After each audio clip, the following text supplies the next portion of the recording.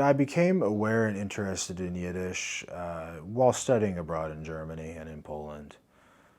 Yiddish as a area of intellectual inquiry, as a culture, as a language, as an expression of ethnic or cultural identity. Those were things that I think I derived from my experience on campus at Sarah Lawrence. In those days, I think couched as an alternative to mainstream forms of Jewish expression, but only when I got to Europe, and especially in Poland and in Berlin, did I realize that Yiddish was studied in an academic sense. Um, yeah, so I would say in Germany, yeah.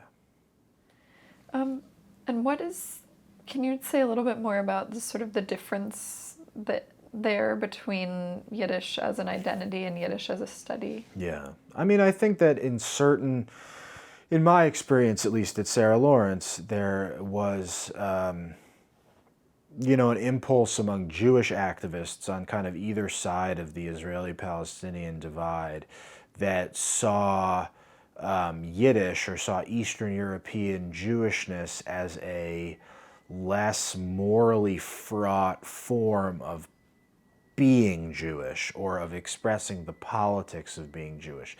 Because Yiddish was a language that, vis-a-vis other languages, was in a position of political and cultural weakness.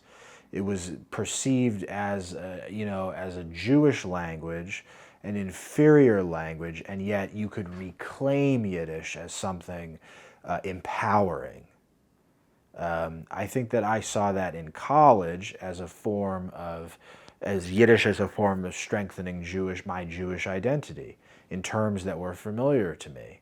Not in Israeli terms, because Israel was to me very much at that time a foreign country.